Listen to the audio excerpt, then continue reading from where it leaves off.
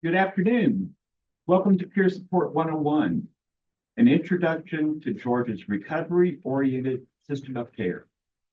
I'm Bill, And I'm Allie. and we're with the CPS project. Peer Support 101 Overview. So we're going to take you through 5 general subjects today. We're going to talk about what is peer support, then what is a certified peer specialist mental health, frequently asked questions, the life of a certified peer specialist from application to employment, the certified peer specialist application process, nuts and bolts, and then go into Team Georgia, our recovery-oriented system of care.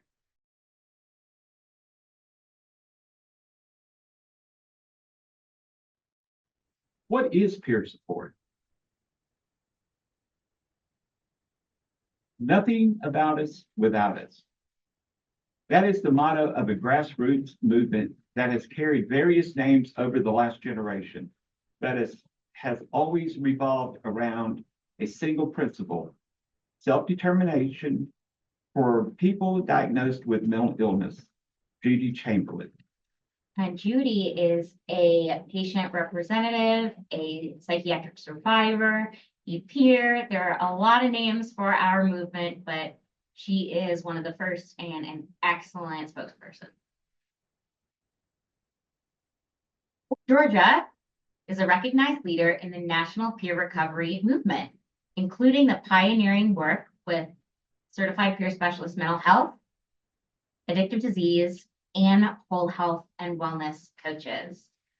Our state was the first in the nation to have Medicaid billable peer support, and we're very proud of that legacy. We worked with Appalachian Consulting Group, people like Larry Fricks and Ike Powell, to develop a curriculum along with Wendy Tygreen, and we were able to have this essential service recognized by the national government. And Georgia was the first state in the nation to do this, and we are still a leader in peer support. We work very closely with different kinds of organizations throughout the state. Some of those are the GCSA, which is the Georgia Council on Substance Abuse. We have GPSN, which is the Georgia Parent Support Network, and our state agency that represents us is DBHDD, which is the Department for Behavioral Health and Developmental Disabilities. We also work with national organizations that have state offices here, such as NAMI and Mental Health America. We have further the Behavioral Health Services Coalition, the Behavioral Health Planning and Advisory Council, and the Georgia Mental Health Policy Partnership. And by using all of those things together, we have impact at the policy level, and it touches every community in our state. William White defined a recovery-oriented system of care in this way. A ROSC, or ROS, is a coordinated network of community-based services and support that is person-centered and builds on the strengths and resiliencies of individuals, families, and communities to achieve abstinence and improve health, wellness, and quality of life for those who are at risk of mental health challenges. And this was first developed when people were talking about alcohol or drug problems, but we've used it to refer to mental health challenges. Yeah. Since 2013, we have been working to become a ROSC, recovery-oriented system of care, beginning with developing our definition of recovery. And this is a really fundamental shift in the thought and process and service delivery, because it really used to be focusing on diagnosis, what medications are you taking? We have to get compliance. This change has not been fully realized yet. And there's always going to be some resistance to change, and people want to do it the way we've always done it. But we are making really great progress. Yes.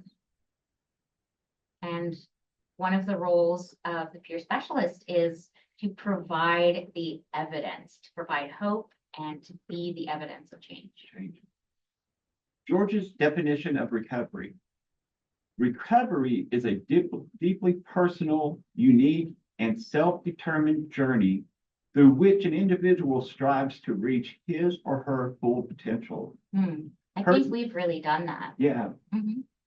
Persons in recovery improve their health and wellness by taking responsibility in pursuing and fulfilling a contributing life while embracing the difficulties one's faced. Recovery is not a gift. Recovery is something I worked very hard for. And we continue to work hard for it And we every day. continue, and we nurture ourselves. We know when we need to stop and take a break and take self-care and use the tools and skills that we have gained to provide support for us and our peers. Absolutely. And it's all about those relationships.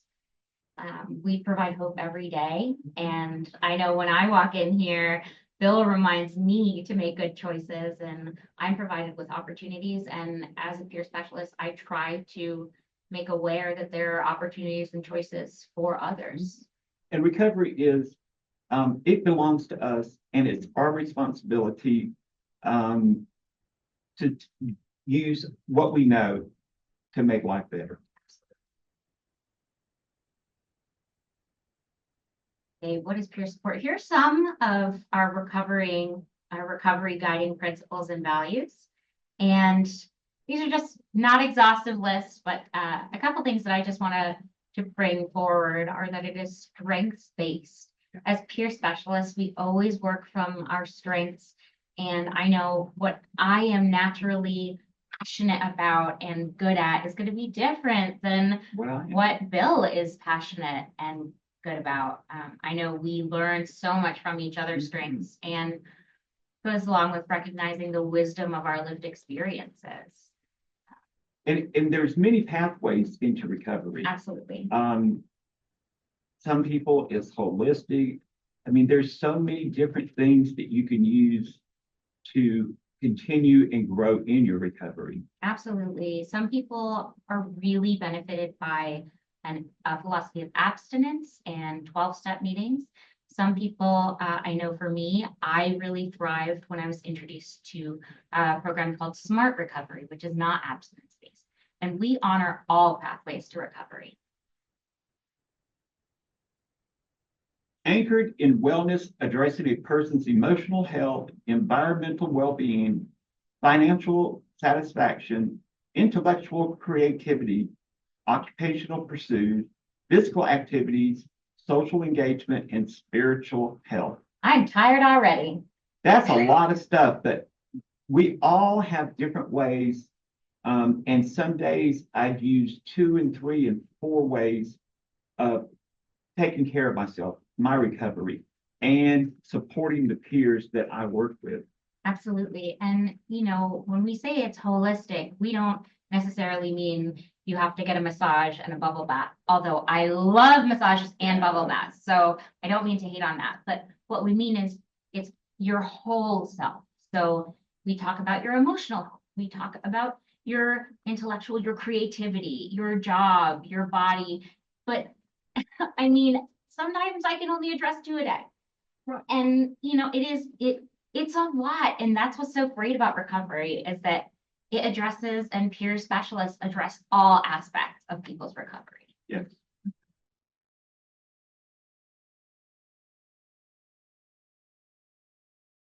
What is a certified peer specialist? Certified peer specialist is someone who has received special training, like our training, to be able to use their lived experience of recovery from a mental health concern to support and assist others. You're gonna see this phrase again and again. Our lived recovery experience, our recovery experience, things like that, because that's what we speak from. We don't have clinic hours. We don't have textbook knowledge that we're working from. When we speak to our peers, we speak to them from a place of experience that drives our wisdom. So we don't talk about our diagnoses or what medications we take. We don't give recommendations based on that. We say, hey, this is what I did. This is how I got better.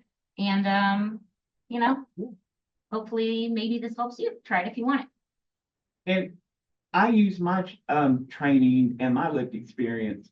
If I had not been depressed and laid in a bed for weeks at a time, how can I know what it's like if you're doing the same thing? We may not have the same outcome or the same recovery support, but we know what each other is going through, or we feel like we know what each other is going through. Yeah, and that empathy is really the key to being able to connect with people and bring each other through something really painful. And the skills and tools that we learn, we can share with others. Absolutely. I started out with journaling, and I've shared that all along my recovery journey. Journaling gives me a way of releasing what I'm holding on the inside that can damage, cause further damage to how I think and how I react. Absolutely. We teach, in the training, we do teach things. We teach things like how to listen or how to best express your lived experience, how to best provide space and hold space for your peers. We don't call them clients. We don't call them patients. They are our They're peers. And We're equal. we're equal. And what we do best is we provide hope. We say, hey, we were where you were. I know what that's like. Maybe I wasn't exactly in your same situation, but I got better and I get better every day, and you can too. Person first language. First and foremost, we are the same. We're individuals. We have abilities and interests and needs. We have goals. We are brothers, sisters, cousins, Yeah. co-workers. We're people. We're people, and that our diagnosis is not who we are. Like I said, we call each other peers. We don't call each other patients because we're on that same level Right. and we are just like anybody else. We are, I mean, Person that lives with a challenge. yeah, And we can overcome that challenge. We can overcome those stereotypes, and we can stop focusing on the illness or the diagnosis or the disability that sometimes they call. absolutely. This is a good one. Strengths-based messaging. In the mental health recovery movement, we focus on what is strong, not what is wrong. Something that you see in a lot of medical systems or medical center diagnosis, illness-based systems is people talking about this is what's wrong with you. This is your diagnosis. These are your problems. These are your symptoms. And that's important.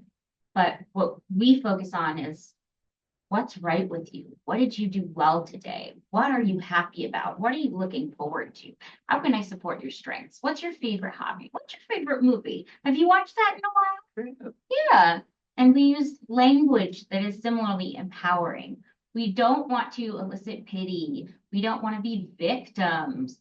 We're not trying to get any of those negative, suffering from or, any kind of roles that society has already determined for us. We are all individuals, and it keeps going back to that. We're just like anybody else. Right. So besides Georgia Mental Health Consumer Network, which we offer the CPS-MH mental health, there are other companies within Georgia that do the same thing as we do. Absolutely. Georgia Cares, the Georgia Council for Recovery. They are CPS AD addictive disease, and they provide training just as we do for addiction disease. And if you relate more to addiction versus mental health, we suggest that you reach out to them. They have a website, gc4recovery.org. Look them up. Yeah. And, a lot of us struggle with both mental health challenges and substance use. For me, my use of substance was a direct result of my mental health challenges. And it wasn't important for me to focus on my substance use because as soon as I dealt with my mental health challenges, my substance use was no longer a problem for me. If you identify more with your substance use as a main challenge for you, it might be good for you to go to that website and, see if a CARES is right for you. So, if you hear CARES, it's usually talking about, it's the Certified Addiction Recovery Empowerment Specialist. It's the same thing as what a CPS-AD is. So go to their website. But a lot of people have both CPS-MH and CPS-AD. And we also have the CPS parent and CPS youth. The parent is somebody that is a parent, a caregiver, a legal guardian to a peer who has a mental health challenge. And the CPSY is a person that's between the ages of 18 and 26. They themselves has a mental health challenge, and they provide support to youth, young adolescents up to about the age of 30, and they provide peer support for them a lot of times within their community, their high schools, their colleges, or their social networking. Absolutely. And, here at Georgia Mental Health Consumer Network, the training that we do is for people 18 and above. So if you are looking to work with people younger than the age of 18, you're going to have to get that CPSY training, and we're going to ask you to go check out gpsn.org.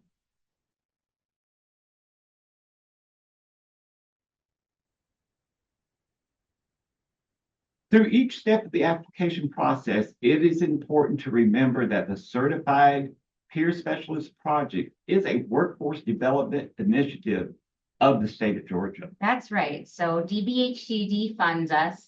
The Department of Behavioral Health and Developmental Disabilities, that's a department of the state of Georgia. We are funded with taxpayer dollars. So we are funded to create a workforce to support our peers in the state of Georgia. So when you're applying, keep that in mind.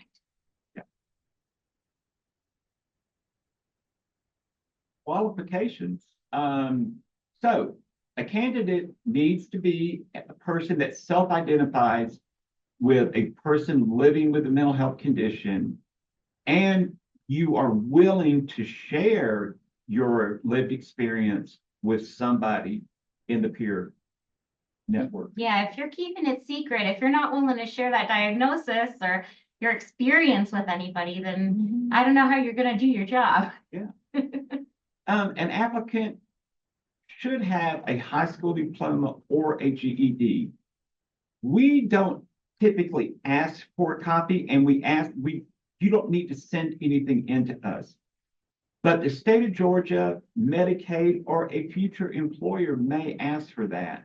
So you need to have it in case that happens. But yeah, you don't need to attach that along with your application. No need to upload that document. We ask that you are well-grounded in recovery, at least 1 year, working toward wellness and recovery.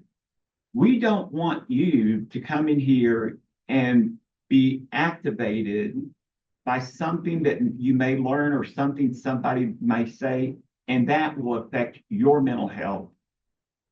We want you to be good and in great shape, mentally, physically. And you also must be a resident of Georgia. The exceptions to this are, let's say if you were living in Columbus, Augusta, Chattanooga area, the Valdosta, Tallahassee area, and you worked, around the state line. So sometimes you'll live in one state, you'll work in another. That's okay. But if you live in California and you're not living in Georgia, it's not going to be ideal for you. No. And then ideally, applicants will have demonstrated experience with leadership, advocacy, or governance. We'll get into this later. A little bit later. The training calendar. Currently, there are seven trainings per year. Some are in person, some are online. The dates, the locations, they all change.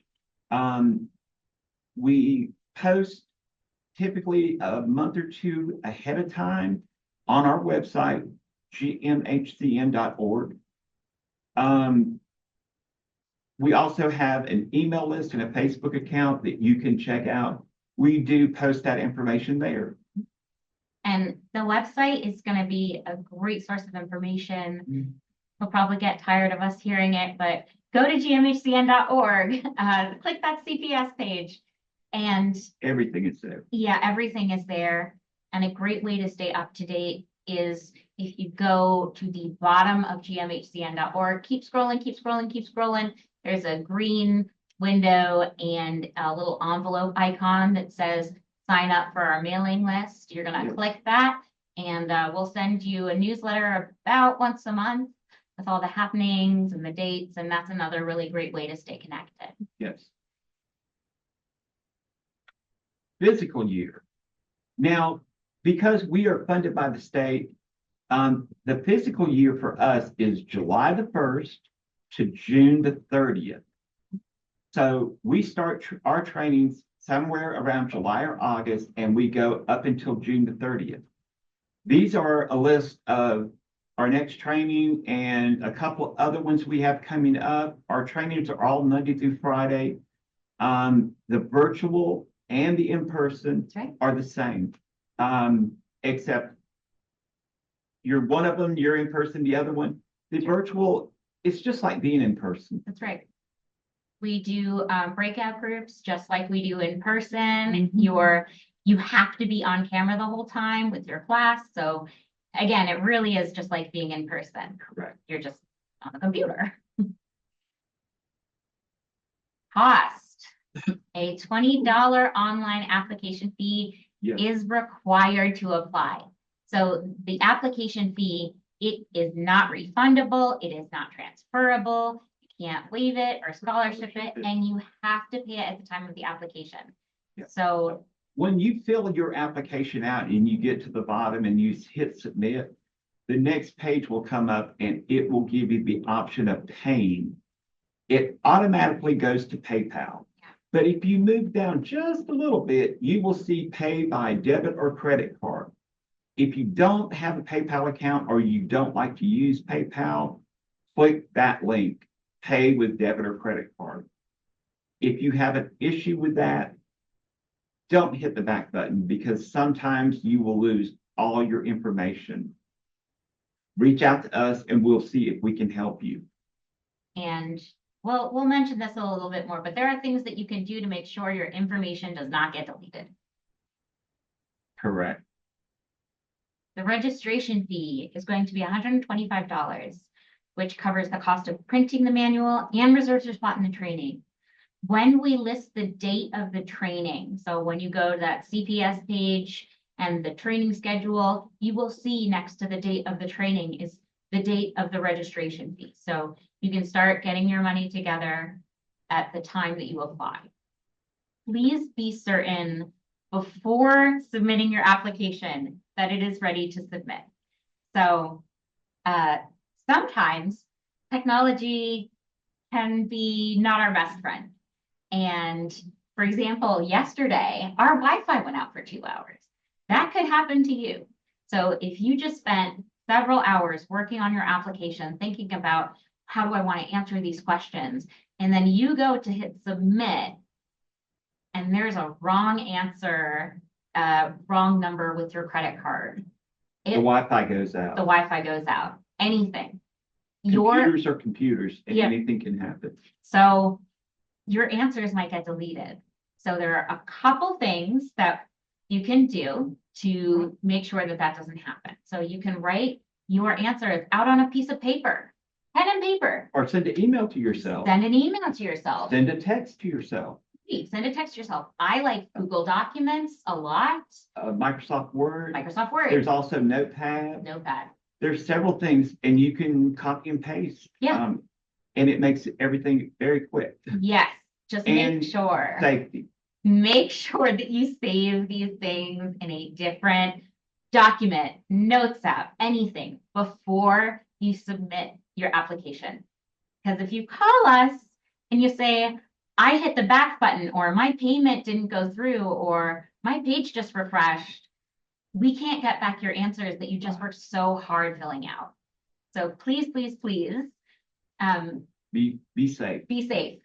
Be safe. Mhm. There are two basic components to the application. There's a written part and there is a Zoom interview. The written is available online only. It typically is online about 7 to 14 days. Once the application closes, we take all the applications. 2 people read each application. At least 2. At least 2, sometimes 3. They are all scored differently. We don't know who, I don't know if Allie's reading the same one that I'm reading, so it's very fair. We take the top 35, top 40. For interviews, we It's take about the top 60. 60, yeah. Mhm. And those will go to a Zoom interview. And out of that, we will pick the people who are going to go to the training. Absolutely. The Zoom interview is very relaxing. There'll be 6 to 7 people on. It lasts about an hour. And so you don't have to be uptight. You don't have to wear a suit. It's very casual. Yeah. And we tried to make it very enjoyable. We try to have fun. People generally have a pretty good time. Yeah. Okay, after the Zoom interview, usually if it's an online training, it's approximately 35. Numbers do vary sometimes, but you'll be notified by email if you have been selected to participate in the training. And also, if you didn't get selected, we'll send you an email. So we will give you a date when you will receive an answer by. Please don't call our office before that date. We can't give you an answer before everybody else. So we're going to send all the emails out at the same time. We promise. We are working as fast as we can. We will send you the date in advance that you are going to get an answer. If you don't get your answer by that date, though, please email us. Give us a call. We receive approximately, well, depends, 100. but yeah, 150. at least 100 or 150 applications for each training period. So if you're calling us, we'll try to return all your voicemails, but it's really the best way to reach us is by email. And please thoroughly, completely fill out your application. We are only assessing you on the quality and the content of your application. We do not look at letters of recommendation. We look at the content that you provide us on your application. Okay. Try to answer the questions fully without providing any information that's not related to the question. Yeah. So this is Allie my loves favorite this. slide. I love this slide. So let's say Bill asked me, What would you like for lunch today? I'm not really sure. I guess whatever you're having, unless you're eating at Wendy's. I hate Wendy's. Bill, did that answer your question? No. When you go to Wendy's, you know not I'm to not get gonna me get you anything. anything. But other than that, he doesn't know what I want for lunch. So not helpful, right? What about, oh my God, I'm still so full from last night. We ate at Mom's and she made fried chicken, and then I was up all night watching Golden Girls and eating ice cream. So something like maybe a salad? Still didn't help me. No. What kind of salad? Or something else light? What if he brings me a salad and it's not something light and it's heavy? Is that still gonna count? I don't know. It doesn't really help, does it? What about, I would like a tuna fish sandwich on rye with no mayonnaise, plain potato chips, and a medium Diet Coke, please. I know exactly where to go and get that. And he even said please, so he might just give it to me for free. So keeping your answers succinct, exactly what the information we ask and no other information. We do have word limits, so try to keep your answer short and sweet because you don't have a lot of space, and we want to hear the answer to the question that we asked. Yeah. The written application. So the written application is a series of questions. They're always different. They're Sometimes the same people, nobody gets the same application. But the questions that we ask, we want to see, why do you want to become a peer specialist? Oh, I just really like helping. Yeah, that's not good. We No, all like but helping people, helping people. but we don't help people. We support peers. That's a good point. And You mean a three word answer isn't what we're looking for? that's right. Oh, good tip. We also like everything to be strength-based. Don't tell me about what medicines you take or what your psychiatrist said. What if I Google strengths-based mental health recovery services and just copy and paste it there? That's not very good either, Okay, because that's not you. We want to hear what strength-based is for you, got it. or I want to hear what I do is strength-based for me. So if I put mental health recovery into ChatGPT, That's still not good, because we know that you got it from GPT. you mean you have ChatGPT too? And I Oh my God. have Google AI. So let us know, what does it mean for you? What did you do to help your recovery? Describe a turning point in your mental health or mental health and substance use recovery where you felt empowered to take responsibility for your own recovery choices and life decisions. What happened and what did you do? I see that you again. Yeah. Again, we want to hear about you and not your cousin or your next door neighbor or the lady that works at the grocery store. We want to hear about your recovery. What did you do? How did it work? What types of experiences have you had in working with peers in mental health services? I had none. But, None. but I had used my time setting up the chairs in 12-step meetings, or in my community activity where I went for mental health group. So you were Yeah. working with peers, you just didn't know you were doing Yeah. the work. And a lot of times I would help a peer with different things, how to begin a program, or Yeah. giving your testimony in front of a group of people about what mental health happened and what substance happened and how things worked out for you. Yeah, I think for me, I thought that I had no answer to this question either, but then I thought about it and I was like, well, wait a minute. I mean, all the years that I spent teaching my friends how to advocate for themselves Yeah. for their doctor's appointments. So, give us those specific examples. All right. Ooh, discuss a time during your own mental health journey when you shared your elements of your own recovery experiences to support a peer. I mean, heck, you do that every week during group. Every day, every week. But wait a minute. If you just write, I do that every week during group. Doesn't work. I have no idea what he does. I like to, if a peer asks, what happened? What did you do? How did you recover? I tell them. I'm not ashamed of anything that happened in my life. I use that experience to help support somebody else that may be going through something similar. And I can share what I had to do.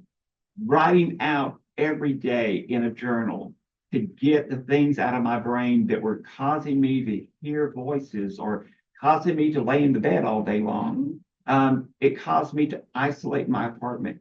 By writing that out, I can share that information with somebody else that might be going through the same thing. Absolutely. And we want to know, what was your example? Yeah. How did you deal with this challenge? Who did you share that with?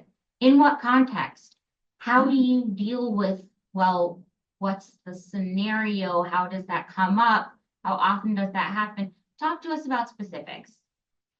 Oh, employment situation.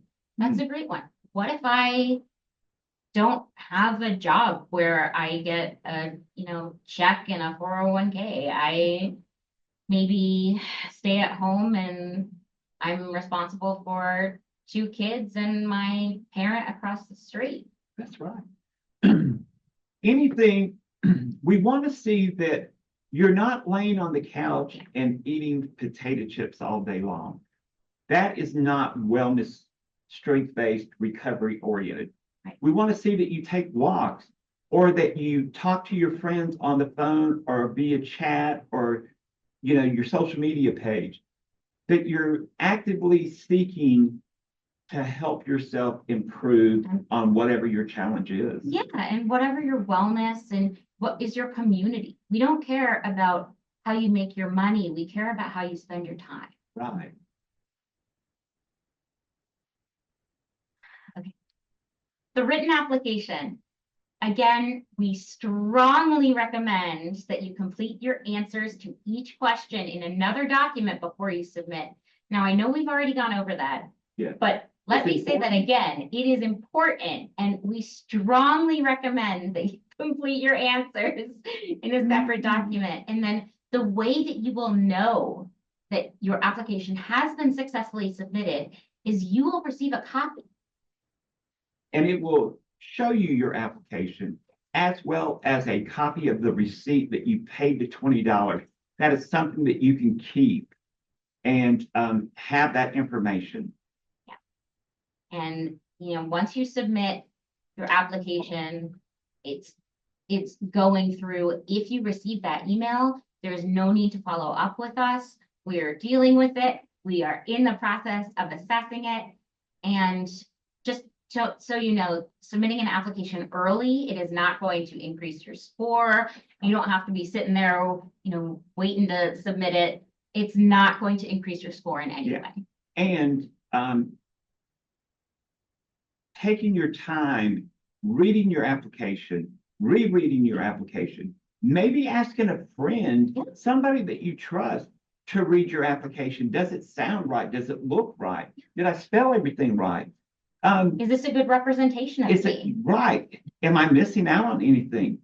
Be detailed, be specific. Let us know who you are and how recovery, how you can help support somebody else in recovery. Absolutely. The Zoom interview, I know we discussed it a little bit before, but just to give you a little bit of a discussion of the setup is once you get accepted into the Zoom interview, we will want to ask you to sign up for a time slot. If there are 60 people chosen to go to the Zoom interview, there are 60 time slots available. So you can't just not show up and reschedule. Please, if you have a time in mind, sign up for that time. Do not miss it. You will be given an opportunity to highlight your unique strengths. There will be scenarios. All of this will be explained in an email. So the one thing that I will say that some people ask us, well, how am I supposed to know what I'm supposed to answer? How am I supposed to know? Read the email. The information is there. It's all there. Read your emails.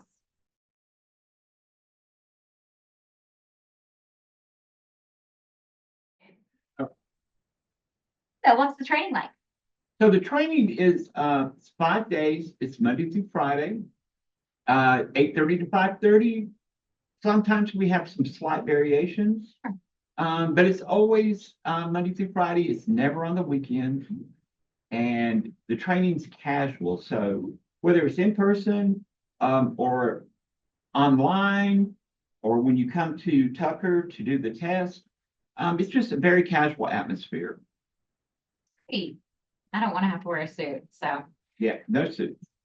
The one thing that we do ask people is when you're in person, so whether it's the in-person training or whether it's when you come to take the test in Tucker, please don't wear very smelly things. So hairspray or deodorant or cologne or perfume, just to be sensitive to the other people who are going to be in class with you or in testing with you.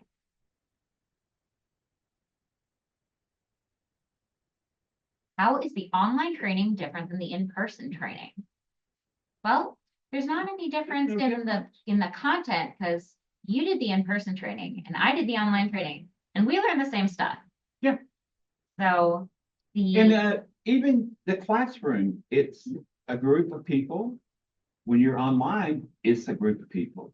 You're on a camera, yeah, you're on chat, you're on Q&A, you see each other, you interact with each other, and you interact with the presenters and the facilitators.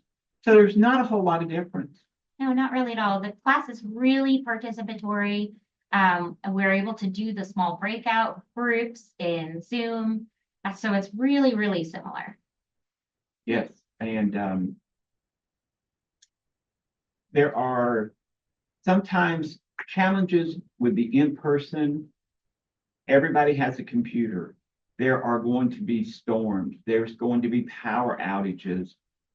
If you're on an online training and an outage happens, let us know if you can, and just come back online as soon as you can.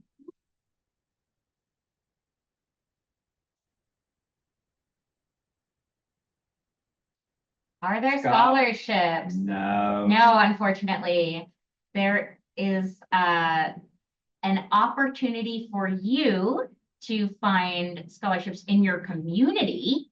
So I think, Or with an employer. or with an employer, that's right. So if you're employed by, for example, a community service board or a nonprofit in your area, you can ask, hey, are you going to pay for this? And they'll probably say yes. But in terms of are there scholarships from Georgia Mental Health Consumer Network? No, there are not. Is there a test? There is a test. Yeah. Following the completion of the training, you must pass the Georgia Certified Peer Specialist exam. They're about a couple weeks after the training, and there's a testing period for every training period.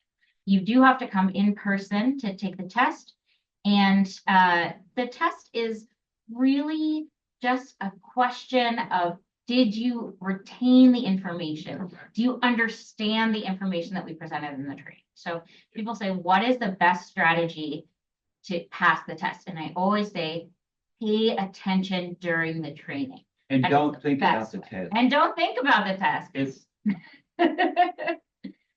Some people have anxiety, and we do understand that, but really, you have 3 chances to take the test. People who have test anxiety, that's, if anybody fails, it's usually because it's the first time they've taken the test in a really long time. They fail the test the first time, and then they come back a second time and they nail it. So, yeah. The exam has both a written and a verbal component. If you take the exam, then you get your results emailed to you within 10 business days. And then we will send you your hard copy certificate in the mail. And if you don't pass the test on the first time, do not stress about it. There are tutoring sessions that you can sign up for. You're allowed to take the exam 3 times within a 1-year period. And we're here to support you with any assistance you might need. There are study guides within the manual, and there are, during the training, at the end of each session, we go over the study. And we even have sheets in the manual to let you know where you can locate this information. So we really do prepare you, Yeah. and we know we've been there, so we know what it's like. So say you're in another state and you want to get certified in Georgia because you're moving here. And you're already certified in Florida or Ohio. So reach out to our CPS testing coordinator. Her name is Daisy. You can reach her at cpstesting@gmhcn.org. She can explain how all of it works. We don't accept certifications from every state, but there are about 15 or 20 that we do. They do charge $125 to do the exam. And if you don't pass the exam, then you would have to take the you would have to apply and take the training in order to become certified in Georgia. Maintaining your certificate. Yeah. So we actually get into that a lot further during the training, but Medicaid in the state of Georgia do require 12 continuing education hours per calendar year. A calendar year is January 1 to December the 31st. And there's many opportunities that you can take trainings, conferences, and webinars. And the best way to contact us is to send an email to cpsproject@gmhcn.org. We all have access to that email address, and one of the CPS project members will respond to you.